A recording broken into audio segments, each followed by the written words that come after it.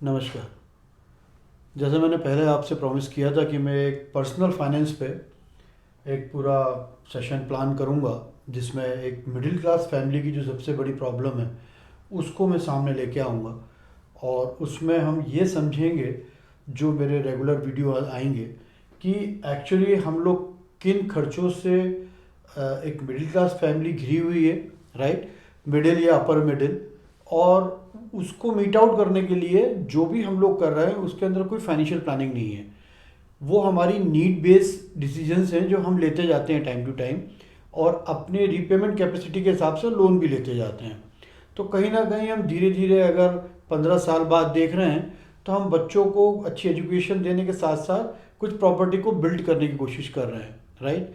तो वो मैं आपको उसकी इंडेक्सेशन, मतलब लाइक एसेट्स की इंडेक्सेशंस, 15 साल बाद रुपये की वैल्यू, है ना, डिस्काउंटेड कैश फ्लो, ये सब चीज़ें हम आपसे बाद में डिस्कस करेंगे, एक ओवरव्यू देंगे, जिससे आपको एक विज़न जरूर क्रिएट होगा कि किस तरह के डिसीजन आपको अपनी लाइफ में लेना चाहिए जब एक लिमिटेड हमारी आय हो, इनकम हो, और हमें ये सब चीज़ें मेंटेन।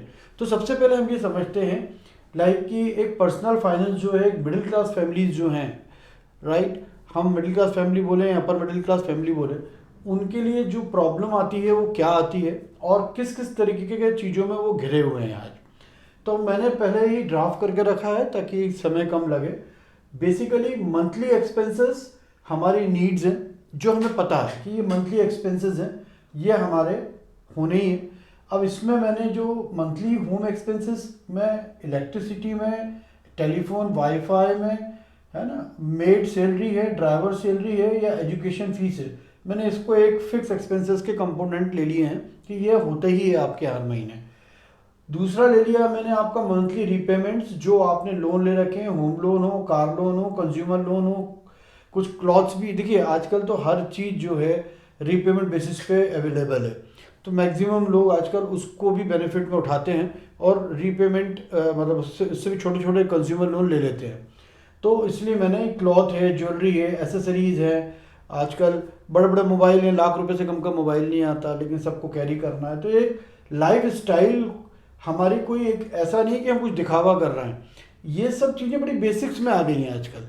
तो लोगों को समझना चाहिए कि एक लाइफ स्टाइल मेंटेन करने के लिए जो आप खर्चा कर रहे हो वो भी एक ज़रूरत है, हमें करना पड़ता है। किस लिमिट में कर रहे हैं, क्या कर रहे हैं, एक पर्सनल चॉइस हो सकती है, एक पर्सनल विजडम हो सकता है। तीसरा मैंने बांटा है इंटरटेनमेंट, फेस्टिवल ऑब्लिक ओकेजन। देखिए क्या है, कुछ ऐसे हमारे घर के प्रोग्राम्स होते हैं, कुछ ऐसे ओकेजन्स होते हैं, फेस्टिवल्स होते हैं, जिसमें कुछ एक्सपेंसेस हमारे पास प्लान्ड होते हैं जो हम करते ही हैं, ना चाह के भी हमें उसको करना पड़ता है। इंटरटेनमेंट हमारी एक अपने आप को रिजनरेट, मतलब अपने री एनर्जेटिक करने के लिए, कि हम रिफ्रेश हो जाएं, थोड़ा अच्छा करने के लिए। रिलेशंस हम कुछ गैदरिंग करते हैं, वो ओकेशन में लोगों से मिलते हैं, एक रिलेशन, एक बॉन्डिंग अच्छी करते हैं पब्लिक के बीच में, एक लोगों के बीच में। कुछ चीज़ें हम खुद करते हैं, मूवी देख लेते हैं, कुछ अच्छे सत्संग में चले जाते हैं, या हम कोई रिचुअल्स करते हैं या हवन करते हैं, धार्मिक उसमें चले जाते हैं, या फिर हम गोवा चले जाते हैं या आउट ऑफ इंडिया चले जाते हैं। कहीं ना कहीं एक अपने आप में एक रिफ्रेश होने के साथ साथ एक सेल्फ मोटिवेशंस भी होते हैं, एंड हैप्पीनेस। तो ये एक्चुअली में अर्न करने के लिए जो हमारे हेड्स होते हैं, वो ट्रैवलिंग है, मैरिजेज है, आउटिंग है, कुछ रिचुअल्स हैं, कुछ गैदरिंग है, कुछ ओकेशंस हैं, बर्थडे हैं, या हम अपनी एनिवर्सरी, अपने अलग कोई पर्पस के लिए हम कुछ चीज़ें सेलिब्रेट कर रहे हैं। तो ये चीज़ें हमारा भी लाइफ की पार्ट है, हम किसी भी इन तीनों में से किसी चीज़ को इग्नोर नहीं कर सकते।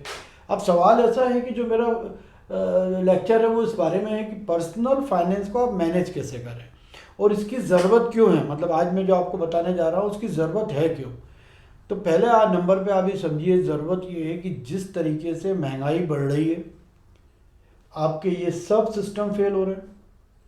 जिस तरीके से इंटरेस्ट रेट बढ़ रहा है, आपके सब सिस्टम फेल हो रहे हैं। स्कूल एजुकेशन फीस एक अपने आप में बर्डन हो गया है, बच्चों का अपब्रिंगिंग एक अपने आप में एक बहुत बड़ा एक्सपेंसेस का हेड हो गया है। आज हम लाइफ स्टाइल मेंटेन कर रहे हैं तो हम बच्चों से ही अपनी लाइफ स्टाइल मेंटेन कर रहे हैं। कहीं ना कहीं बच्चों को अच्छा खिलाना, अच्छा घुमाना, अच्छा पहनाना, अच्छी एजुकेशन देना, या उनकी हॉबीज़ को एक डिसेंट वे में एक ट्रेनर या कोचिंग के थ्रू फुलफिल करना। तो हम बच्चों को भी काफ़ी जगह इन्वॉल्व करते हैं। घर में हमारी सब ज़रूरत की चीज़ें, वाईफाई और ये सब चीज़ें हमें रखना ज़रूरी है, टीवी रखना ज़रूरी है, माइक्रोवेव रखना ज़रूरी। तो आज ये एक ऐसी चीज़ हो गई जो बेसिक चीज़ें हैं जो आपको मेंटेन करनी है। अब सवाल ये है कि इसकी ज़रूरत आपको क्यों है पर्सनल फाइनेंस की, कि अब आपने मान के चलिए, फॉर एग्जांपल मैं आपको बोलता हूँ, आपने होम लोन लिया है, आपका 15 साल से 18 साल के बीच का कोई होम लोन है। आप मान के चलो हस्बैंड वाइफ कमाते भी हैं, आप मान के चलो 2 से 2.5 लाख रुपये महीना घर पे ले भी आते हैं, राइट।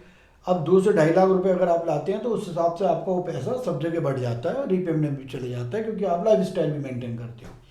अब सवाल इस चीज़ का उठता है कि जिस चीज़ की 15 साल तक आप किस्त चुका रहे हो और आप ये मान के चल रहे हो कि मेरा एक घर हो गया है, मेरा एक इन्वेस्टमेंट हो गया है, उसकी कोई वैल्यूएशन नहीं हो सकती 15 साल बाद कि भाई वो 15 साल बाद कितने का बिकेगा। मान के चलिए आपने 1 करोड़ रुपए का मकान ले लिया या 50 लाख का मकान ले लिया, 15 साल बाद भी जिस तरीके से इन्फ्लेशन है, जिस तरीके से मनी की डिवैल्यूएशन है, राइट, और 15 साल बाद वो जिसका डेप्रिसिएशन है उस एसेट्स का, राइट, उस वक्त वो चीज़ कितने की रह जाएगी ये आपको भी पता है, मुझे भी पता है।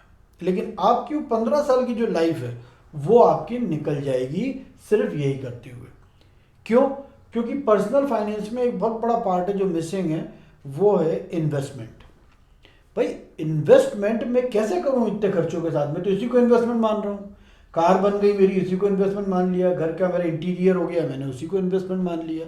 बच्चों को अच्छा एजुकेशन दे रहा हूँ, वही मेरा इन्वेस्टमेंट हो गया। लेकिन इन्वेस्टमेंट मतलब होता है वेल्थ क्रिएशन, कि आप अपनी वेल्थ बढ़ा रहे हो क्या? आज से 10-15 साल बाद क्या आप 1 करोड़ 2 करोड़ का लोन लेने के बाद क्या आप 50 करोड़ के आदमी बन जाओगे? तो ऐसी कोई नॉलेज, इंफॉर्मेशन या एजुकेशन अभी लोगों में है नहीं, एक अवेयरनेस कि जिसके कारण लोग ये सोच सकें। अब क्योंकि लोग काफ़ी मतलब इंफॉर्मेशन काफ़ी स्प्रेडेड है, तो लोगों को इन्फॉर्मेशन से कि गोल्ड है, कमोडिटीज़ हैं, प्लेटफॉर्म्स हैं, शेयर्स हैं, इक्विटीज़ हैं, आईपीओ में लगा के आप कर सकते हो। लेकिन क्या होता है, इसमें भी एक समय के बाद जब रिसेशन आता है या कोई इकोनॉमी डाउनफॉल आता है और हमारे शेयर्स गिर जाते हैं, पोर्टफोलियो गिर जाता है, तब हम घबरा जाते हैं। और ऐसे एक्सपीरियंसेस बहुत सारे लोगों के साथ हुए हैं, जिनके साथ भुट्टे बैठते, भाई साहब ये मत करो यार, तुम तो एक सोना लेके खरीद दो, ज्वेलरी लेके खरीद दो और कर दो। तो आपको भी ये मालूम है कि एक वेल्थ क्रिएशन के लिए जो आपने इन्वेस्टमेंट किया है वो जब तक 3x 4x नहीं होगा टाइम के हिसाब से, तब तक आप वेल्थ क्रिएट नहीं कर पाएंगे। क्योंकि जब आप 3x 4x करेंगे वो अब मल्टीपल होगा, 4 गुना 5 गुना होगा वो पैसा, तभी आप उसको प्रॉफिट बुक करके कुछ अपना रीपेमेंट करेंगे, अपने एसेट्स को फ्री करेंगे और कुछ री इन्वेस्ट करेंगे। तो ये जो रोटेशन है, जो साइड बाय साइड एक मिडिल क्लास फैमिली कर सकती है, और वो कहीं मिसिंग आउट है। तो मेरा यही आपसे निवेदन है कि आप मेरे वीडियो में कंटिन्यू बने रहिए, ये पॉइंट्स आप सब नोट कर लीजिए, और आप क्या कीजिए, इस बेसिस पे 3 पार्ट में आप अपने खर्चे को लिख लीजिए, राइट। आप जितनी डिटेलिंग में लिखना चाहते हैं लिख लीजिए आप, उसमें कोई दिक्कत नहीं है। ए, बी और सी। और आप इसको क्या कीजिएगा, 2 चीज़ें, कुछ चीज़ें ऐसी हैं जो ईयरली बेसिस पे, कुछ चीज़ें ऐसी हैं जो क्वार्टरली बेसिस पे या मंथली बेसिस पे, तो आप उसको डिवाइड कर दीजिएगा। मान के चलो कुछ अगर हाफ ईयरली है तो 6 से डिवाइड कर दीजिएगा, और नहीं तो आप उसको 12 से डिवाइड करके मंथली कर दीजिएगा, राइट। तो और कुछ अगर आपको करना है कि भाई मैं ये जो है साल का एक टूर मारता हूँ, तो साल का टूर मारना मतलब हो गया आपका 3 लाख रुपए का खर्चा कोई या 2 लाख का, तो आप उसको 12 से डिवाइड कर दीजिएगा, राइट। तो ऐसे आप 3 लिस्ट पहले सबसे पहले बनाइए। बनाने के बाद मैं आपको धीरे धीरे अकाउंटिंग की तरफ लेके आऊँगा कि अब इसकी अकाउंटिंग आपके नॉर्मल रूटीन में कैसे की जा सकती है, राइट।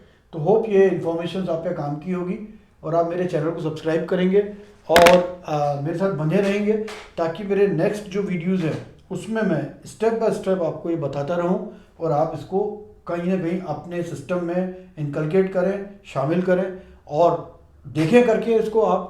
तो मुझे बड़ा कॉन्फिडेंस है कि डेफिनेटली अगर आप नॉलेज के साथ, इंफॉर्मेशन के साथ और थोड़ी समझदारी के साथ, और एक फैमिली में जो हस्बैंड वाइफ का बॉन्डिंग है उसके साथ मिलके अगर आप लोग ये सब चीज़ें करते हैं, तो definitely you will also get success.